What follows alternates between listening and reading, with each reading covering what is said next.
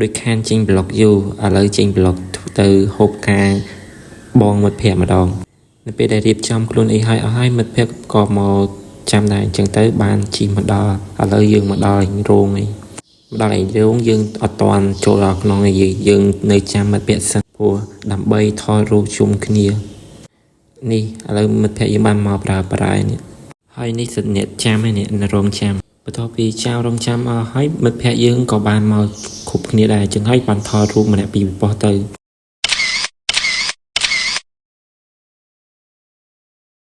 ហើយបន្ទាប់ពី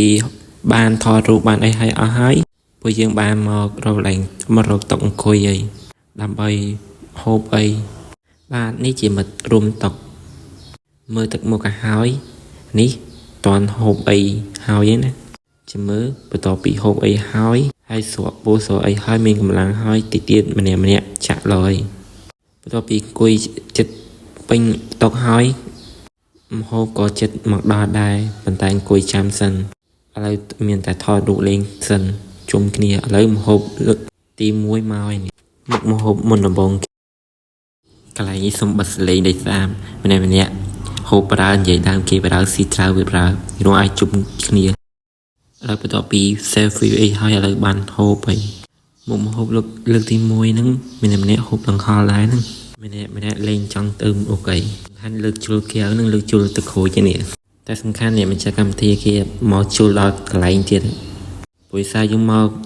យូរពេកយើងទៅចាប់តុករៀងឆ្ងាយពីគ្នាឥឡូវហ្នឹងបានមកដល់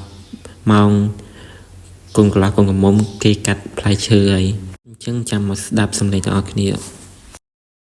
ជួបថ្លៃគូសង្សារនេះគឺជាវាសនាដែលបានចាប់ពីមុខ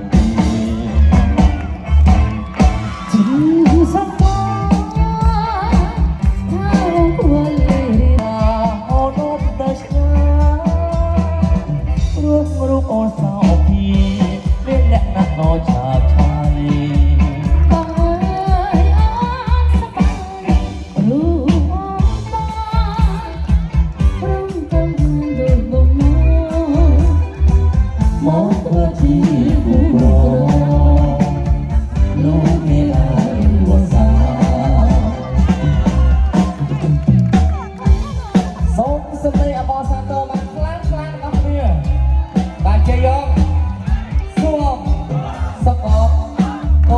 បងកំងថ្ងៃនេះពិតជាស័ក្តិសមនេះមែនណោះ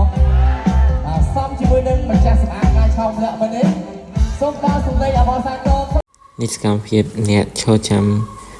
មើលកូនកន្លះកូនកំមុំកំពុងកាត់ផ្លែឈើ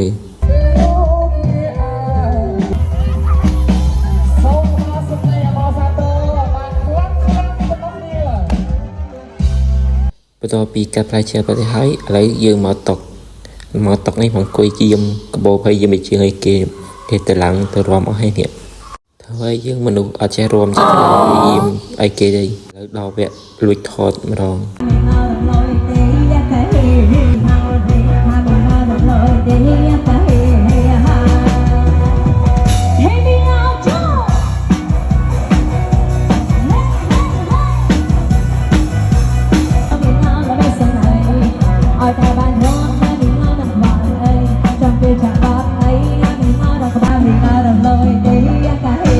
ដោយសារយប់ឈើដែរអញ្ចឹងទៅខ្ញុំមកទេអញ្ចឹងទៅវីដេអូហ្នឹងចាប់ដល់ត្រឹមហ្នឹងសូមអរគុណអ្នកនរគ្នាសម្រាប់ការតាមដានវីដេអូរបស់ខ្ញុំ